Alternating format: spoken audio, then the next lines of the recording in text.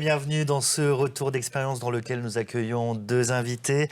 À ma gauche, Graziella Kaufer, directrice expérience client omnicanal chez Courir. Bonjour Geoffroy. Bonjour Graziella. Et à ma droite, Raphaël Béguinel, directrice communication et marketing chez UR. Bonjour Raphaël. Bonjour Geoffroy. Alors je rappelle donc que vous êtes directrice marketing et communication pour une pépite de la French Tech, éditrice de logiciels de gestion du service client. Vous accompagnez aujourd'hui plus de 500 marques et acteurs publics et notamment notre invité, Graziella, donc pour la marque Courir, dans la gestion et la personnalisation de leurs relations clients. Précisons également qu'EasyWare n'est pas seulement un éditeur logiciel. Vous produisez également du contenu à valeur, qui est le baromètre des KPI de la relation client dont nous avons communiqué les résultats il y a quelques mois sur ce même plateau. Raphaël, vous aviez donc partagé ces résultats. À quand l'édition 2022 ? Ça tombe bien parce que c'est en ce moment. Effectivement, on avait eu le plaisir d'organiser avec Agora en juin dernier la publication de l'édition 2021. Et le questionnaire 2022 est en ligne actuellement. Donc c'est une étude qui fait environ 70 pages, très riche de chiffres clés, de recommandations, d'analyses de tendances. Et des centaines de professionnels y répondent chaque année et des milliers en bénéficient. Donc bien sûr, j'encourage tous ceux qui le souhaitent à remplir ce questionnaire qui leur profitera, bien sûr, et les résultats seront accessibles en mai-juin prochain. Alors surtout, nous enverrons donc ce questionnaire aux participants et aux inscrits de cette session live. Graziella, je me tourne vers vous. Vous êtes directrice expérience client omnicanal chez Courir. Donc déjà, on voit déjà la force de votre expérience rien que dans le titre. Vous avez plus de 10 ans d'expérience en tant que responsable CRM pour de grandes marques, entre autres Grand Optical, Grand Vision, Alain Flelou, Tom Europe, Don't Call Me Jennifer. Courir, pour rappel, c'est un acteur français, et il faut le dire, avec plus de 40 ans d'existence. C'est un leader du retail dans la partie sneakers en France, avec près de 260, je crois, points de vente en France, 320 en Europe. Vous avez également un site de e-commerce. Et au-delà de ça, donc vous incarnez le porte-étendard de la sneakers, de la culture sneakers en France. Vous avez également un positionnement qui est différent, qui est différenciant, qui se veut plus mode, plus féminin. Est-ce que vous pouvez nous en dire un petit mot pour qu'on connaisse un peu mieux votre marque ? Vous avez déjà fait un résumé très complet. Effectivement, Courir est donc le leader français du marché de la sneakers. On parle bien de la sneakers et pas de la basket de running. La sneakers qu'on porte tous les jours aujourd'hui, qui est devenue vraiment la chaussure de tous les jours, puisqu'aujourd'hui, une paire sur deux de chaussures vendues dans le monde est une paire de sneakers. On va maintenant travailler en sneakers. Et Courir est leader sur le marché en France depuis 2016.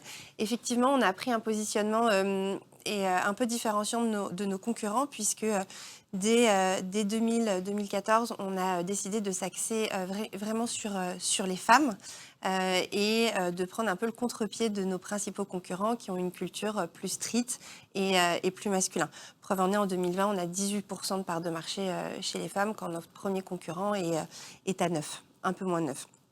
Ça se traduit par plein de choses. Ça va se traduire par nos concepts magasins qu'on développe petit à petit, qui est le concept Wood, qui est un concept beaucoup plus clair, avec du bois, beaucoup de lumière, contrairement aux autres concepts qui peuvent être un peu plus sombres, comme notre ancien concept. Et aussi, bien sûr, des équipes en magasin qui vont aussi être beaucoup plus féminines. Donc les femmes se sentent bien dans nos magasins et franchissent la porte. Et puis, ce qui fait aussi l'enjeu et le succès chez nous, c'est la sélection de nos produits, puisqu'on va bien sûr trouver les produits les plus tendances et les paires à avoir. Alors, votre entreprise a été rachetée en 2019 au groupe GoSport par le fonds Equistone. L'ambition là est clairement assumée de devenir le leader européen sur le marché de la sneakers. Ça s'accompagne aussi d'une promesse client très forte, celle de délivrer une expérience client digne d'un leader. Quelle est votre vision justement en termes d'expérience client chez Courir ? Aujourd'hui, on a des pure players qui ont mis la barre très très haut en termes d'expérience client et d'immédiateté. On a deux axes stratégiques, nous, chez Courir, pour notre développement. Ça va être le digital. devenir aussi, on est leader aujourd'hui sur le marché physique, devenir leader sur le marché digital et notre expansion à l'international. On est premier en France, on a ouvert en Espagne, en Belgique, au Luxembourg. On va vouloir continuer à s'étendre et le but, ça va être que sur l'ensemble de ces canaux stratégiques, donc le digital et à l'international, l'expérience client soit strictement la même que celle que nous avons réussi à construire en France et pas simplement décliner. Donc on investit énormément là-dessus. On va aussi grandir par une croissance externe. On a racheté dernièrement la marque Naked Copenhagen, qui est vraiment le spécialiste européen de la sneakers. Là aussi, on va l'accompagner sur le déploiement de son service client en France. Et on va continuer à privilégier cette expérience féminine tout au long du parcours d'achat et dans la déclinaison de tous nos contenus sur tous nos supports. Donc, qu'importe le pays, qu'importe le point de contact, l'expérience client doit être excellente partout. Excellente partout et la même partout. Et vous retrouvez dans un magasin Courir à Paris, à Barcelone ou à Bruxelles de la même façon et avoir les mêmes points de repère. Donc, une même expérience magasin également. Également. Alors, on vient à l'instant de parler de votre vision. Si on revient sur les grandes étapes justement de tenir promesse justement sur votre expérience, vous avez lancé votre site e-commerce en 2014. Les demandes clients donc naturellement ont explosé avec le digital. Cela vous a poussé aussi à mettre en place une vraie expérience client digitale et omnicanal. Est-ce que vous pouvez nous en dire un peu plus justement sur la structuration de votre service client ? Oui. On a commencé en 2014 avec une personne en interne qui est toujours notre responsable du service client et qui traitait les demandes. Et puis au fur et à mesure que le site a grandi, ce replatforming sur Salesforce en 2018, on s'est aussi équipé. On a externalisé, on travaille aujourd'hui avec un centre de contact. On a une quinzaine d'agents qui travaillent au quotidien. Et on a dû aussi s'équiper d'un outil pour gérer toutes ces demandes clients, au début qui étaient simplement du mail et du téléphone. Et donc on a choisi Easyware, qu'on est venu agrémenter au fur et à mesure de tous les canaux aujourd'hui qu'on propose pour contacter notre service client.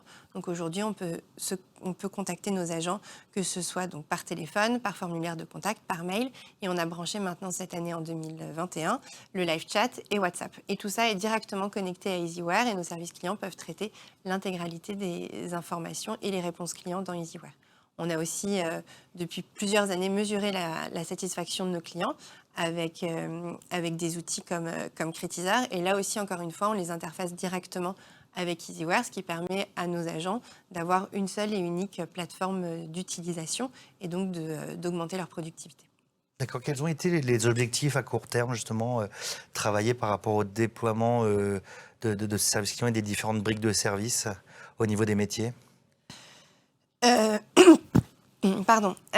Les objectifs à court terme, vraiment, là, ça a été sur 2021, ça a été de réussir à trouver le client là où il est et de lui apporter la réponse là où il est. On se rend compte aujourd'hui qu'on a plus de 85% de notre trafic sur le site qui se fait sur mobile. On a une clientèle qui est extrêmement jeune et qui n'est pas forcément à l'aise avec un coup de téléphone, passer un coup de téléphone vers notre service client ou qui utilise au final très peu les mails. On a donc voulu déployer des nouveaux outils dont je vous parlais, que sont le chatbot et WhatsApp, puisqu'on se rend compte que ce sont des personnes qui vont avoir envie de communiquer sur les outils qu'ils utilisent au quotidien. Et WhatsApp est quelque chose qu'ils utilisent et c'est un canal qui croît très, très rapidement. On va aussi vouloir un maximum unifier les parcours de nos clients et donner la possibilité à notre service client de voir toutes les interactions que le client a eues, que ce soit les achats en magasin, les achats sur le site, pour avoir une vision totalement complète de son parcours et pouvoir répondre au mieux à ses demandes et à ses problématiques. Et ensuite, un des grands challenges pour toutes les personnes qui gèrent des services clients, ça va être de répondre à l'impatience du client qui est vraiment dans une recherche d'immédiateté dans ses réponses et donc de lui mettre à disposition pléiade d'outils qui vont lui permettre de trouver la réponse par lui-même, soit parce qu'il n'a pas envie de contacter notre service client, soit parce qu'il est 23h un mardi soir et que notre service client n'est pas ouvert, et donc de mettre à disposition des outils qui vont lui permettre de trouver ses réponses, que ce soit une FAQ dynamique qui fonctionne, du chatbot ou des outils de suivi de commandes de livraison qui vont lui permettre d'avoir une meilleure vision sur l'arrivée de son colis chez lui. Le DMT, c'est un vrai sujet chez vous ? Oui, c'est un sujet. La durée moyenne de traitement, c'est un sujet puisque on a un site et des commandes qui explosent, Mais moi, j'ai un objectif aussi de maintien de mes coûts, donc je vais avoir besoin que mes agents soient le plus efficaces possible pour traiter un maximum de demandes sans faire exploser mes effectifs en centre de contact. Très bien. Alors, EasyWare vous a accompagné vraiment dans la structuration de ce service client. Je me tourne vers Raphaël. Quels sont justement les moments clés de choix pour s'orienter vers une solution ou quels sont justement les points différenciants d'EasyWare sur ce type de problématique? Il y a deux questions en une, hein, c'est très journalistique. Oui, c'est ça. Je vais essayer de faire en 2 en 1 aussi. L'exemple de Courir est assez parlant, je trouve, parce que finalement, on va retrouver en premier lieu le cas d'une structuration de service client qui démarre sur 1 voire 2 canaux, qui sont souvent l'email et le téléphone. Et quand le succès vient, l'entreprise grandit et donc le nombre de demandes augmente, forcément, on se retrouve un peu bloqué d'être seulement avec une ligne téléphonique, une boîte mail, voire quelques Excel qui se baladent par-ci par-là et qui conviennent très bien pour un démarrage, mais où on a besoin de passer à un véritable outil de gestion de service client à un moment donné. Donc il y a la phase de structuration pour un certain nombre d'entreprises qui va être un moment clé pour choisir, pour s'équiper d'un logiciel. Et après, que ce soit pour des phases de croissance du service client, une volonté d'externalisation, une croissance de l'entreprise au global, ou même une évolution de la vision stratégique qui se produit heureusement chez de plus en plus de marques qui comprennent l'importance de la relation client. Là, on va être dans une démarche de moments clés de renouvellement ou de changement de solution de gestion de service client. Et ce sont effectivement souvent des bons moments pour se poser la question de poursuivre avec l'acteur avec lequel on travaille, de challenger, de développer encore plus, ou au contraire de changer parce qu'il y a une certaine évolution des besoins métiers qui est survenue. Et là-dessus, EasyWare, l'une de nos grandes forces, c'est d'accompagner nos clients et on espère nos futurs clients, en tout cas un certain nombre d'acteurs, dans ces moments de réflexion notamment, et l'évolution de leurs besoins métiers. Donc c'est de pouvoir suivre leur croissance, épouser leur structuration, et en amont de ça, avec des ressources comme le baromètre ou ce qu'on peut mettre à disposition comme autre contenu, c'est effectivement de pouvoir accompagner cette réflexion jusqu'à ce que les entreprises soient prêtes à sauter le pas, on va dire. Et à côté de ça, évidemment, on a une grande force d'omnicanalité, de personnalisation de la plateforme pour les besoins des marques, donc de personnalisation de la relation client. Et la force de l'accompagnement sur de l'e-learning, sur un accompagnement Customer Success, au-delà de notre identité française qui compte de plus en plus. On essaye de consommer local dans à peu près tous les domaines, donc pourquoi pas sur les logiciels de gestion de la relation client aussi. Très bien, c'est très clair. Je me retourne vers Graziella. Justement, par rapport à l'utilisation d'EasyWare et puis à la structuration du service client, comment, tant en termes d'expérience client, web et magasin, d'omnicanalité ou encore de nouveaux canaux, vous répondez aux attentes du client aujourd'hui?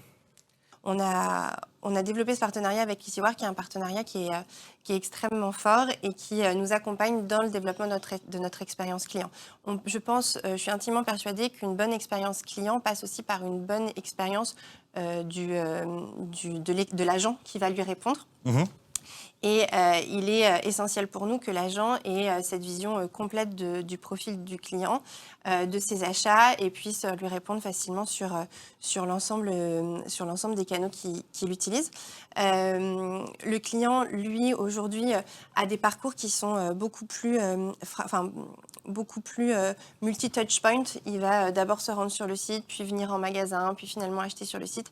Nous, on va chercher à lui faciliter tous ces parcours-là, qu'il puisse facilement retrouver la paire qu'il a identifiée sur un site en magasin, qu'il puisse facilement pouvoir commander sur le site en magasin une paire qu'il ne va pas trouver, et réussir à développer tous ces parcours omnicanaux.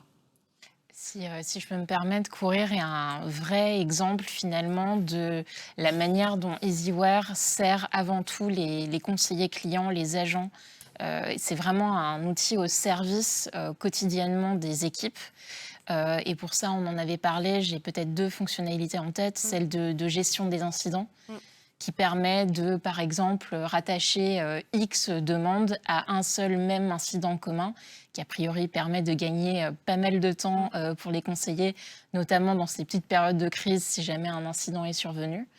Et toute la partie reporting finalement qui va permettre alors, ou seulement Easyware ou Easyware intégré avec des solutions comme Critisor, de suivre, de piloter le service client de manière précise, notamment dans la gestion de feedback et de pouvoir, a priori, partager avec d'autres services et partager avec la direction et prendre des actions, décider d'actions par la suite. Et je trouve que Courir est un très bon exemple de comment marketing et service client peuvent construire une belle expérience client finalement dans la collaboration des services. Tout à fait, puisque effectivement, tout ce qui va être la partie mesure de la satisfaction client va venir aider à motiver nos équipes en magasin avec des challenges sur le NPS et puis la redescente de verbatim que les clients peuvent laisser suite à une expérience en magasin. On se sert vraiment aussi beaucoup des reporting Easyware pour réussir à monitorer tous les petits incidents qui pourraient justement se produire sur le parcours d'achat et nous aider à dire là on a un problème sur un paiement, là on a un problème sur des pages produits parce qu'on a beaucoup d'alertes de la part de nos clients sur ces sujets-là. Et aujourd'hui le service client fait aussi partie totale des prises de décision en termes de déploiement de nouveaux services où on va se dire on a déployé, on a testé en POC le Ship from Store. Est-ce que ça fonctionnait, est-ce que ça n'a pas fonctionné? Alors effectivement, il y a tous les aspects techniques, mais il va aussi y avoir la mesure de la satisfaction client et se dire qu'un nouveau service ne doit qu'enchanter et pas décevoir. Et ça, c'est le service client qui va nous permettre de le savoir. Alors moi, je voulais revenir sur un petit exemple qu'on avait aussi évoqué pendant notre préparation. C'était le recours à la solution ShipUp, où vous fournissiez justement une expérience client qualitative, tout en agrégeant une brique de solutions supplémentaires à Easyware, mais de façon très, très simple au final. Est-ce que vous pouvez nous en dire un mot, peut-être commencer par Graziella? En fait, en mai dernier, avec le dernier confinement, les demandes sur le site e-commerce ont complètement explosé. Et donc, les demandes en termes de suivi de mon colis, toutes ces questions de Wismo, Where is my order, ont vraiment totalement explosé. C'était un projet qu'on avait du coup dans notre radar sur 2022, de devoir aider nos clients à avoir une réponse plus simple, plus facilement accessible sur ces questions-là. Mais compte tenu de l'explosion du digital en 2021, on a décidé d'avancer ce projet et de faire de la place à la roadmap. On a donc consulté plusieurs acteurs. C'est un acteur français qui a remporté la partie, qui est donc ShipUp, et qui permet en fait de donner aux clients une meilleure information sur tout le suivi de son colis et d'avoir des emails qui sont brandés courir plutôt que des emails qui sont brandés Colissimo ou DPD pour que le client puisse rester totalement dans l'univers courir tout au long de son achat jusqu'à sa livraison. Et dans ShipUp, il y a énormément d'informations sur tous les incidents et tous les événements du colis. Et c'est une plateforme qui fonctionne très bien, mais moi, je n'avais pas envie que mes agents de service client aient à se balader entre Easyware, Salesforce et ShipUp pour avoir ces informations. Et ShipUp et Easyware se sont interfacés grâce à un widget qui permet aujourd'hui à l'agent d'avoir à tout moment, quand il se met sur la commande ou sur la fiche client, d'avoir toutes les informations liées au colis et de voir l'ensemble des incidents. Donc ça a été un vrai gain de temps. On se rend compte que sur le POC de 2 mois qu'on a pu mettre en place, on a vu une baisse du taux de contact sur ce motif suivi de colis de plus de 3 points.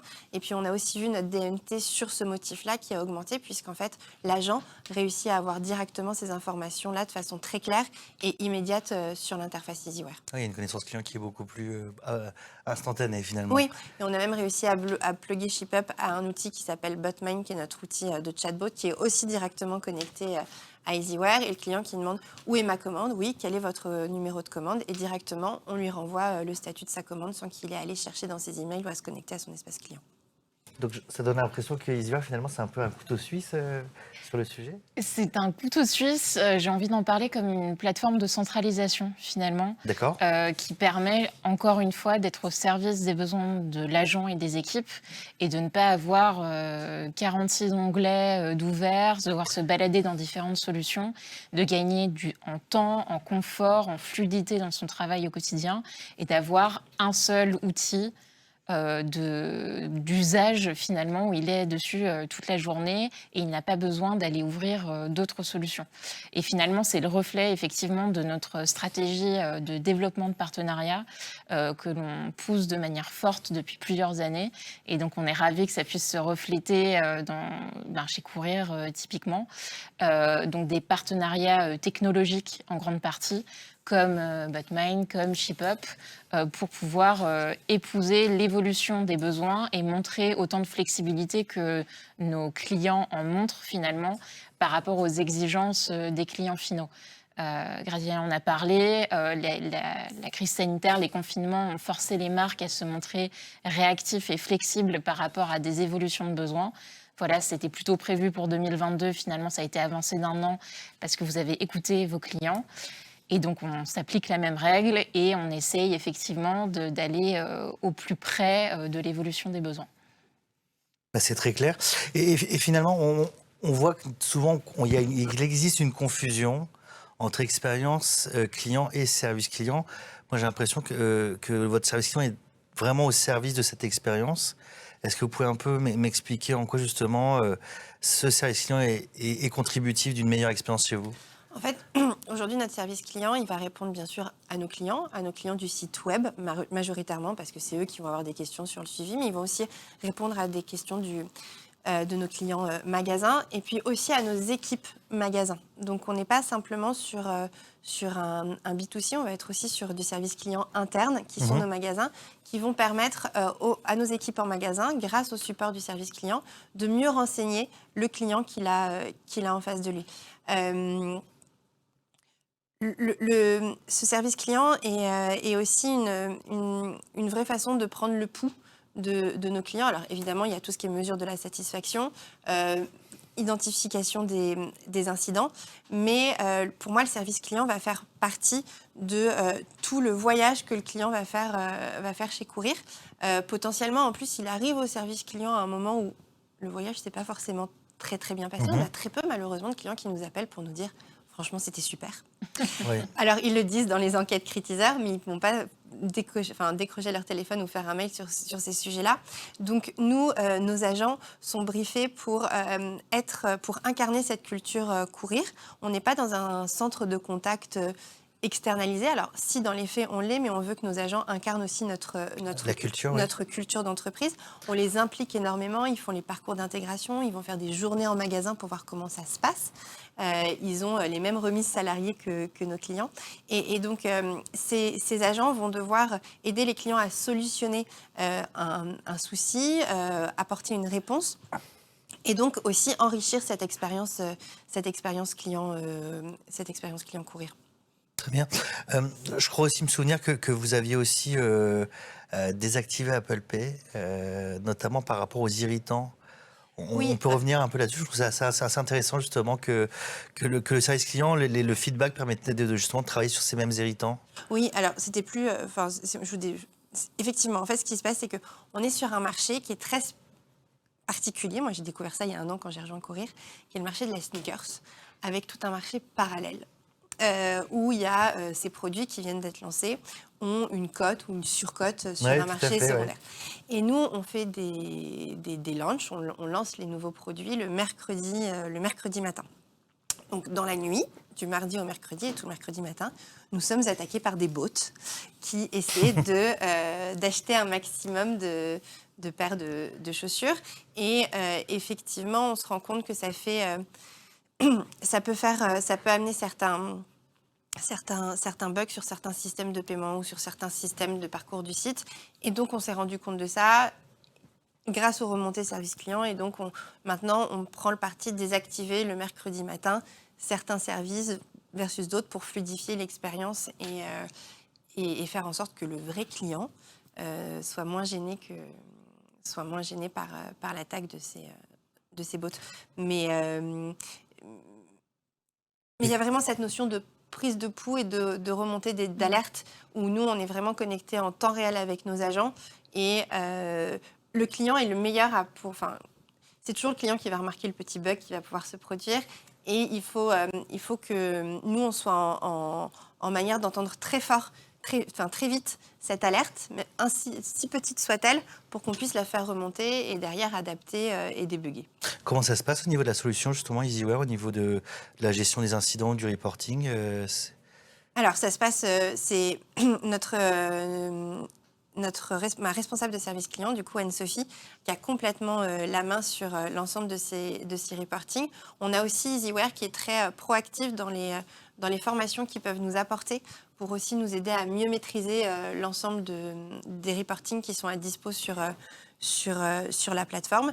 Et elle va pouvoir sortir toutes sortes de reporting. On échangeait encore ce matin sur réussir à sortir quelle était la répartition des suivis de colis en fonction des modes de transporteurs, pour voir si certains transporteurs étaient un peu plus lents que d'autres sur la distribution des colis, ou donner un petit peu moins d'informations. Et ça, c'est des choses qu'elle va pouvoir faire directement dans EasyWare et de façon assez simple.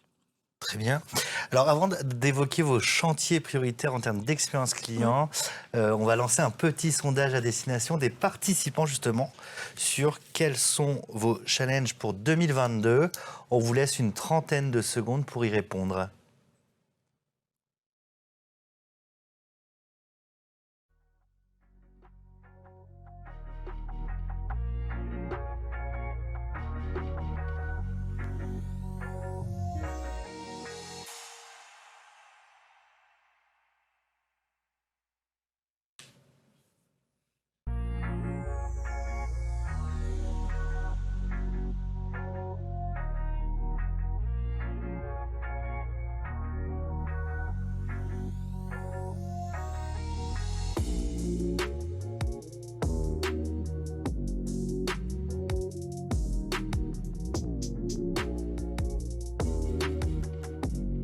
Alors, on vous laisse encore une dizaine de secondes pour répondre.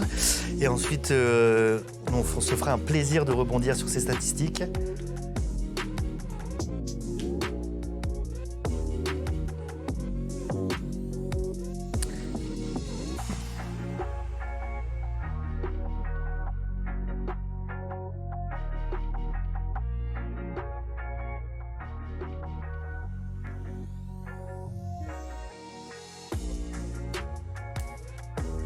Alors, on clôture le sondage.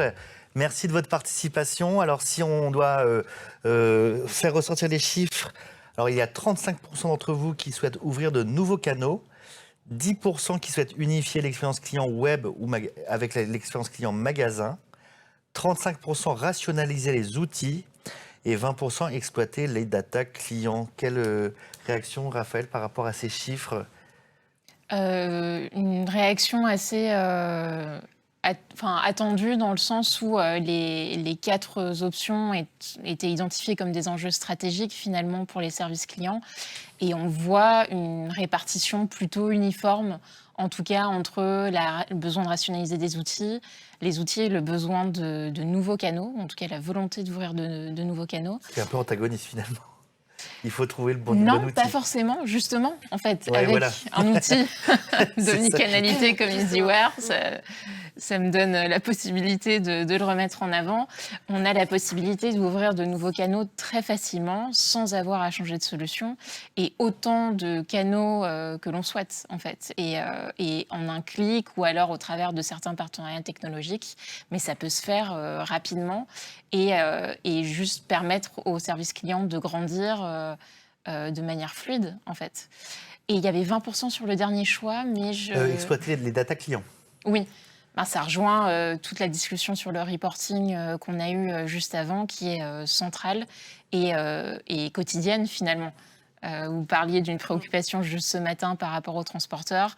Ça va être des interrogations qui vont venir jour après jour, certaines plus sur l'efficacité et la productivité du service client, d'autres sur l'efficacité des prestataires ou les besoins de la direction, peut-être sur les feedbacks qui peuvent être remontés. Et donc on comprend tout à fait la répartition de ces préoccupations, parce que finalement ce ne serait pas très réaliste de donner la priorité ultime à l'un d'entre eux, à l'une de ces options par rapport aux autres. Les 3 sont véritablement importantes, de mon point de vue. Très bien, merci. Il y a une question de Henri Aginsta, justement, qui nous demande comment Courir traite la problématique multilingue? Alors, on sait justement, un de mes chantiers prioritaires sur 2022, aujourd'hui, l'offre de services clients qu'on propose à nos clients espagnols ou à nos clients belges, flamands, va être simplement un canal écrit où là, on a des agents qui sont en mesure de traiter ces demandes-là à l'écrit. En revanche, on n'est pas capable aujourd'hui de leur répondre par téléphone. Et un des enjeux du coup sur 2022 est de réussir à se staffer suffisamment pour pouvoir offrir le même niveau de qualité sur l'ensemble de nos pays. On travaille, donc ça c'est pour la partie vraiment purement service client, et typiquement sur BotMind, qui est donc notre solution de chatbot, on l'a testé d'abord en français et là on est en train de le décliner. Donc le déployer à l'international. Et de le déployer à l'international, aussi pour en tout cas donner plus d'autonomie à nos clients espagnols, belges, sur comment trouver des réponses aux services clients. Et voilà, vraiment, ça va être un des axes de 2022, de réussir à apporter une offre de services clients aussi riche à l'international qu'en France. Merci Graziella. Si on doit conclure en quelques dizaines de secondes, qu'est-ce qu'on doit retenir justement de cette volonté d'assumer une expérience client différenciante chez vous? Elle est clé, cette volonté. C'est ça on a pris ce parti pris très fort de s'orienter plutôt vers la femme. Ça fait partie de notre ADN, de se différencier. Et comme l'expérience client est quelque chose qui va nous permettre aussi de nous différencier et d'affirmer notre positionnement de leader dans les prochaines années à venir, que ce soit en France, en magasin, sur le digital ou à l'international. Merci Graziella, je rappelle que vous êtes directrice expérience client omnicanal chez Courir. Et Raphaël, je me tourne vers vous, si on devait retenir justement une chose de votre collaboration justement avec les équipes de Courir, ce serait quoi? De la fierté, j'ai envie de dire, de pouvoir, pour Easywear, accompagner des marques comme Courir dans leur développement. Ravie d'avoir pu mettre en avant en fait, le travail des équipes de Courir aujourd'hui et la collaboration avec Easywear, et qui montre qu'effectivement, les marques qui choisissent de mettre la relation client en top vision stratégique et qui en sont convaincues sont des marques qui réussissent. Merci Graziella, merci Raphaël. Je vois qu'il y a une question de Guillaume Collard. Alors Guillaume, restez connecté, on vous y répond via le chat une fois qu'on aura conclu l'intervention. On ne vous oublie pas. En tout cas, c'était une session de 30 minutes sur justement un rétexte de Courir et quels ingrédients pour une expérience client différenciante, en compagnie donc de Graziella Kaufer et Raphaël Béguinel. Nous vous envoyons sans tarder le prochain questionnaire des baromètres des KPI pour que vous en soyez aussi contributeurs. C'est la fin de cette première matinée de l'Agora Live de l'expérience client. Je vous donne rendez-vous demain. On va parler de conversation et d'émotion. On va parler d'innovation frugale avec Navi Rajou, le pape de l'innovation frugale. Et on parlera ici de RSE sans poncif et comment ça impacte la relation client. Donc restez connectés demain matin et vendredi matin pour la suite des Agora Live.